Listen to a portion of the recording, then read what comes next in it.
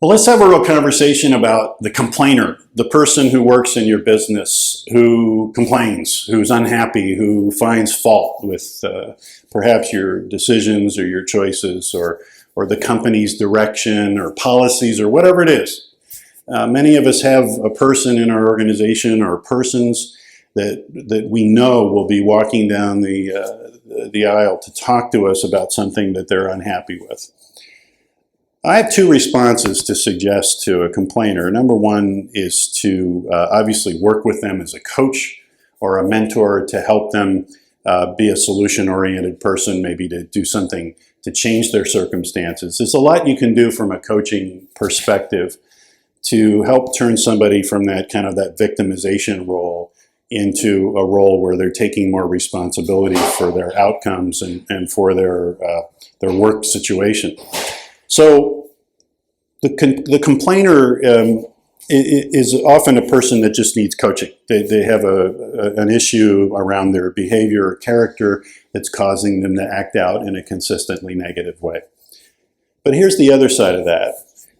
I've found throughout my career that the complainer is somebody that I really need to listen to, because very few people have the courage to complain. And when I'm listening to someone complain, I have to assume that their point of view represents others in the organization as well.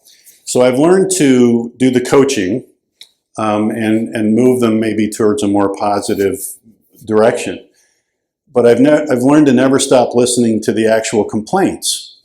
And so when somebody in the organization has the courage to come and complain about something, you need to have the curiosity to find out if there's legitimacy or value in what they're challenging you with. So that complainer can be your biggest irritant and also one of your best friends in the organization, because they're bringing you the things that you need to hear, that you may have been oblivious to, that you may not want to hear, and they're bringing it, and they make you uncomfortable. So they're filling an important role, because leaders need to feel uncomfortable from time to time to be effective at what they do.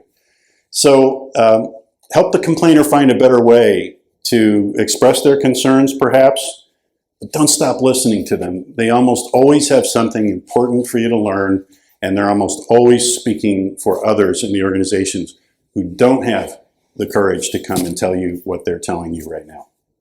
Love to hear your comments. Thanks very much. Good stuff.